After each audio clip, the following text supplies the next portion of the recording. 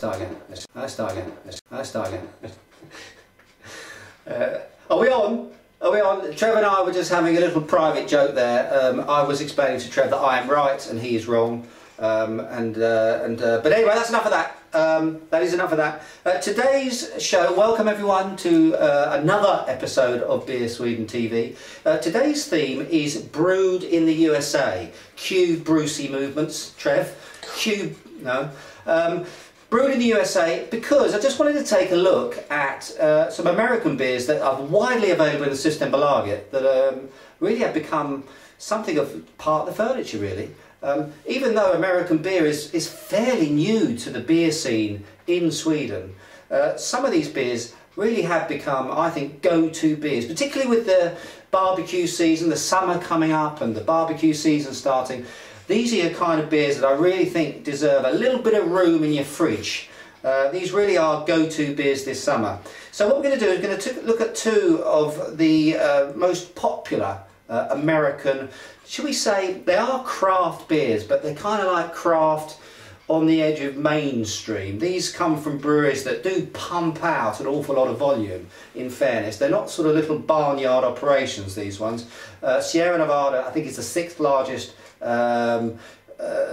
American brewery, and the Boston Brewing Company, which is the brewery behind Samuel Adams. Remember, Samuel Adams, Trev, is not a brewery in itself. A lot of people make that mistake. It's actually the Boston Beer Company that's the brains behind that. But that's also been ranked as the #1 craft brewery in the United States. Their definition of craft, I think, is slightly larger, as is everything. Their hamburgers, cars, everything's larger in the States, and I think their perception of what craft beer is also a tiny little bit larger than ours. But anyway, these two beers you can find in pretty much every Systembolaget, and as I say, I think they really are a great example of mainstream drinkable beers. Remember that a lot of extreme beers are associated with America, and by extreme I mean extreme in terms of flavour, and I mean extreme in terms of ABV. I just remembered, Trev, I'm moving my hands around. Can I do that this episode? Are we back to the hand waving? Do as you like, mate. Do as you like. Thank God, that feels a lot better to me.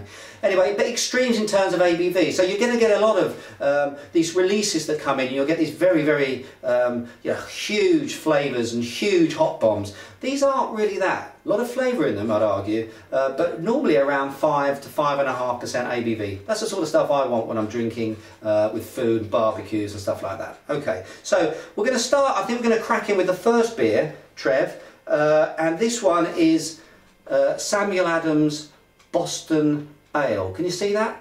5.1% ABV, so that's pretty good little ABV going on there. I'm going to pop this one open. Sorry? Make sure you pop it open. Pop it open and pour it. So we get straight away, you can see, obviously the name gives away an awful lot. This is an ale.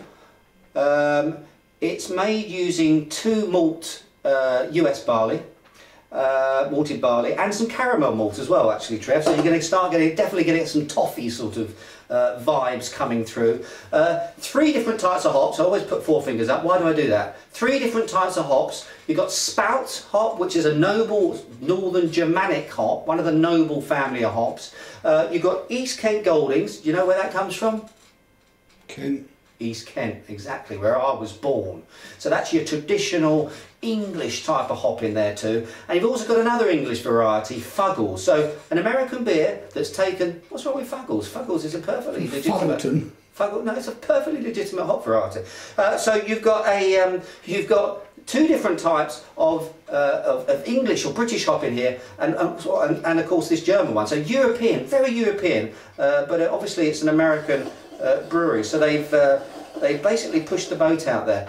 First brewed in 1988, actually. So this is one of the core brands from the Boston Brewing Company in the Samuel Adams range. So let's, what should we do, Trev? Give it a whirl. Should give it a whirl. Let's give it a whirl.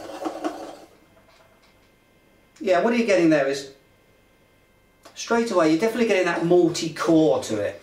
And atypical of a lot of the modern US beers coming out that you drink today. It's got, obviously because of the ingredients, got a lot of British sort of characteristics to it. Earthy, quite fruity, some esters coming out there from the yeast. Obviously they use they use their own house yeast, which has got a lot of ale yeast, which has got a lot of sort of fruity notes that come out.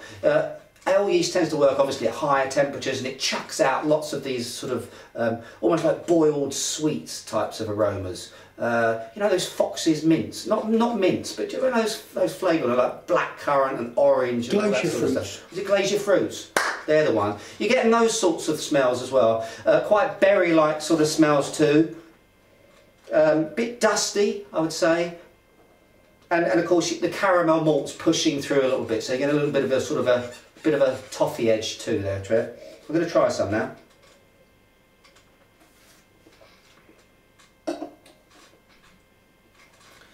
Yeah, I mean, it's reminiscent of an English ale. I think it's a nod towards that direction. It's got some very nice sort of citrusy vibes to it. I think that's coming from the spout.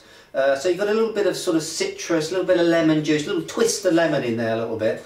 But on top of that, you've got a very nice sort of malty backbone. I think it's actually very, very drinkable stuff. A little bit too warm perhaps. We've just come back from the Systembolaget. These types of beers, I know they're ales, but I think they do benefit from, you know, 15-20 minutes. Just slam them in the fridge there, chill them down just a little bit. Adds to the refreshment factor of these. I wouldn't recommend that with certain styles of English ales, but I do believe with this one. Lovely head, quite sticky. Can you see that? Sticking to the sides of the glass very nicely. Yeah?